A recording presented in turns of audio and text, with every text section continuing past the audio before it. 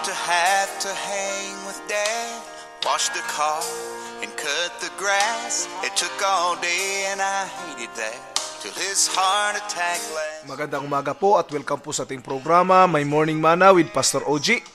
Ang awitin po na inyong narinig ay I Get To by Jeff and Sherry Easter sa kanilang album na Expecting Good Things. Kumusta na po ang ating pagkakape sa umagang ito?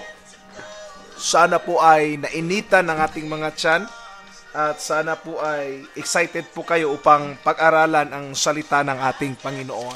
Sa aklat po ng 2 Korinto, Kapitulo 5, versikulo 1 hanggang 10. Buksan po natin kung nakahanda na po ang ating mga Biblia. 2 Corinthians chapter 5, verse 1 hanggang 10. Ito po ang pagkasabi sa atin pong salin. Talus natin na kapag nasira ang tuldang tinatahanan natin ngayon, ang aking katawang lupa, tayo'y may tahanan sa langit, hindi nasisira, isang tahanang ginawa ng Diyos, hindi ng tao. Dumaraing nga tayo sa tirahan nating ito at labis nating pinananabikan ang tahanang panlangit, upang kung mabihisa na tayo nito, hindi tayo matagpuang hubad. Habang tayo'y nakatira pa sa tuldang ito, sa katawang lupa, tayo'y mamimighatit dumaraing. Hindi upang mawala ang katawang panlupa, kundi upang mapalitan ng katawang panlangit. At sa ngayon, ang buhay nating may katapusan ay mapapalitan ng buhay na walang hanggan. Ang Diyos na rin ang nagtalaga sa atin para sa pagbabagong ito at ipinagkaloob niya sa atin ang Espiritu. Bilang katunayan, nababaguhin nga ito niya tayo. Kaya't laging malakas ang aking loob. Alam ko na habang tayo'y nasa tahanang ito, ang ating katawan hindi mapapasa atin ang tahanang galing sa Panginoon. Namumuhay ako ayon sa pananalig sa Diyos, hindi sa mga bagay na nakikita. Malakas nga ang loob kong iwan ang katawang ito sa aking tinatahanan upang manirahan sa piling ng Panginoon. Kaya naman, ang pinakanais ko ay maging kalugod-lugod sa Kanya, sa tahanang ito o doon man sa langit, sapagkat bawat isa ay haharap sa hukuman ni Kristo upang tumanggap ng kaukulang ganti sa Kanyang ginawa. Mabuti man o masama nang siya'y nabubuhay pa sa daigdig na ito. Atin pong nabasa ang wika ni Apostol Pablo para po sa iglesia ng 1 Korinto. Binanggit niya po ang patungkol po sa pagkamatay, Sinabi niya ang tuldang tinatahanan natin, this temporary residence that we have will not last long. In due time, in the right time, we will face the Lord. Kaya nga po, minsan marami mga tao na talagang concern sa kanilang mga katawan. Hindi naman po mali, tama po yan kasi that is the place where we can express our thoughts and our minds. Body is the way we can express, kung ano yung iniisip, ano yung desire natin. Ito yung tool natin para ma-express ang sarili. But we cannot deny the fact na yung katawang ito ay nasisira, nagkakasakit, at ang katawang ito ay hindi po magtatagal. Kung aabot man ng 120 years, mapalad na po tayo, Lalo na sa panahon natin ngayon. But there's a life eternal offered by God for us. It's time to go. That is my topic for this morning. Kung sabihin mong panahon na talagang umalis, wala tayong magagawa. It's time to go.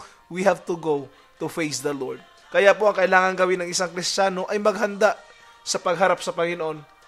Hindi ang puno ng pagkabalisa kung ano man ang mangyari sa kanyang buhay.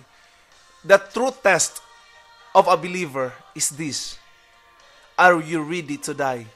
Yun yung pinakamatinding test sa isang Kristiyano. Handa ka na bang mamatay? Kung handa ang isang tao na mamatay, that's the test of the true believer.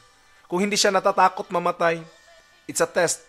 Ito'y nagpapatunay lamang na ang kanyang puso ay handa na upang humarap sa ating Panginoon.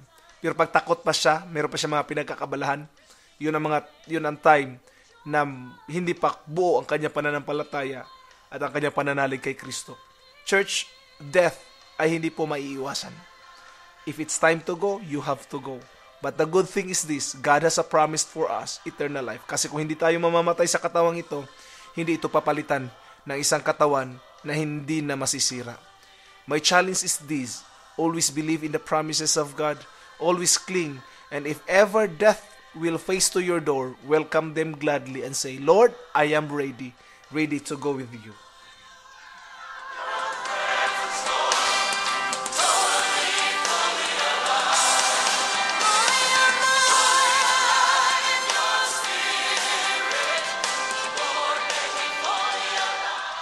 Minsan pa po, nagbabalik ang inyong lingkod, Pastor OG. Ang inyo pong awitin na narinig is Fully Alive, no?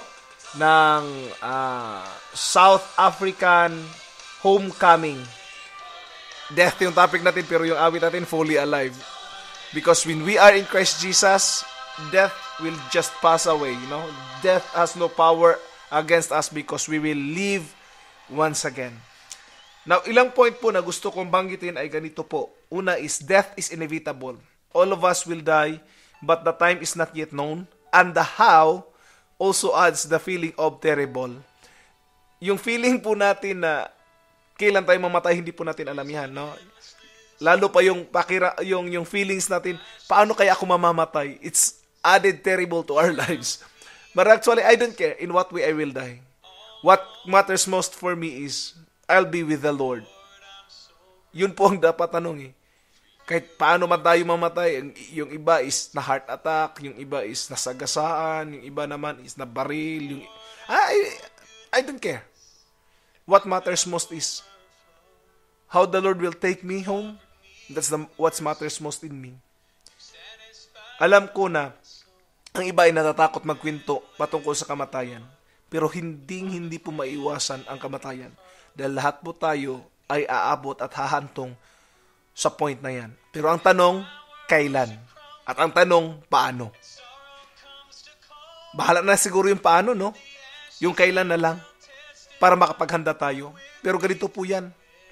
Kung tayo po ay naka-Kristo, araw-araw ay palagi po tayong handa. Wala po tayong kinatatakutan sa buhay at sa mundong iba pa. Ang alam ko po, hanggat hindi pa tapos ang Lord sa purpose niya sa akin para sa lugar na ito, hindi niya ako kukunin. Ganon din po yan sa inyo. Hanggat hindi pa tapos ang Lord sa purpose niya para sa buhay mo, tiyak po, hindi ka pa niya kukunin. The question that is always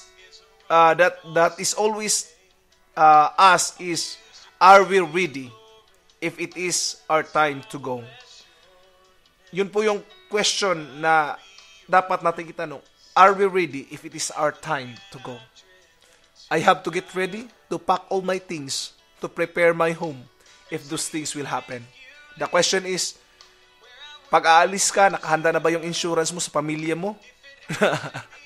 O di kaya, pag alis mo, nakahanda ka na ba na harapin ang ating Panginoon? That's a question. Pag umalis ka, okay ba lahat? Nakasettle ba? Meron ka na bang naihandang investment or pamana para sa pamilya mo? That's a question. No?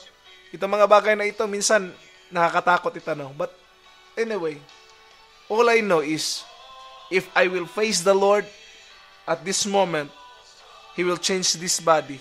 I will no longer live on the sickly body. If Christ is with us, death is not a tragedy, but a triumph. Ulitin ko po, if Christ is with us, death is not a tragedy, but a triumph.